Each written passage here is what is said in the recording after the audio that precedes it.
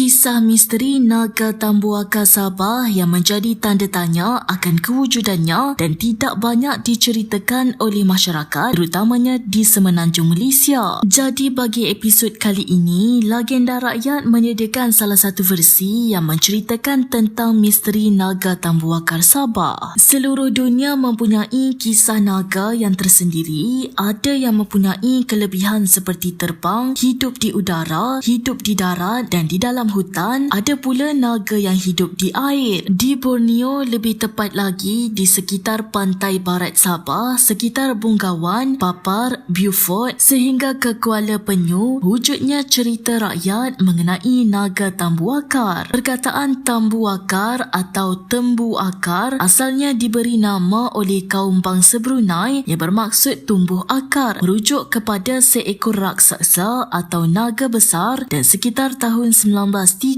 Mengikut penceritaan penduduk peribumi Sabah, ianya adalah seekor raksasa sungai yang besar menyerupai raksasa Loch Ness berwarna hitam dan mempunyai leher yang panjang. Cerita mengenainya sudah lama tersebar, terutama selepas pembukaan tapak-tapak baru akibat penjajahan Brunei ke atas pantai barat Sabah. Di mana-mana ramai penduduk Sabah dan orang Brunei mendiami pesisir pantai dan sungai yang merupakan sumber bekalan air utama saat itu. Mengikut penceritaan dari penduduk setempat, berbagai bentuk didakwa seperti Loch Ness yang mempunyai kaki serupa sirip. Ada mengatakan ia seperti seekor ulat besar yang menyerupai naga. Masyarakat peribumi dan bangsa Brunei yang menghuni pesisir pantai pula tidak mengetahui asal-usul Tambuakar ini datang dari mana. Semasa penempatan ini baru dibuka, memang sudah kecoh mengenai haiwan legenda ini melalui mulut-mulut penduduk peribumi di situ pada masa itu. Dari penceritaan dan pengalaman orang-orang tua, ada 3 bentuk digambarkan mengenai Tambuakar ini. Bentuk raksasa Loch Ness berleher panjang, berbadan besar dan mempunyai 4 kaki menyerupai sirip dan mempunyai ekor sepanjang kepalanya. Tapi ada saksi yang mengatakan bahawa Tambuakar ini mempunyai 2 kepala dan di belakangnya bukannya ekor. Seterusnya berbentuk naga atau ular. Ada yang mengatakan ia seperti seekor ular tedung yang mendongakkan atau mendirikan kepalanya di tengah-tengah sungai. Mereka mendakwa tidak pernah melihat badannya dan hanya melihat kepalanya yang besar serba sedikit kembang. Akhir sekali, ia juga seperti raksasa Loch Ness tapi dikatakan berbulu dan bergigi tajam. Dikatakan ini merupakan rupa pertama Tambuakar dilihat di sekitar Benoni pada tahun 1903. Banyak cerita-cerita yang direkodkan sepanjang tahun 30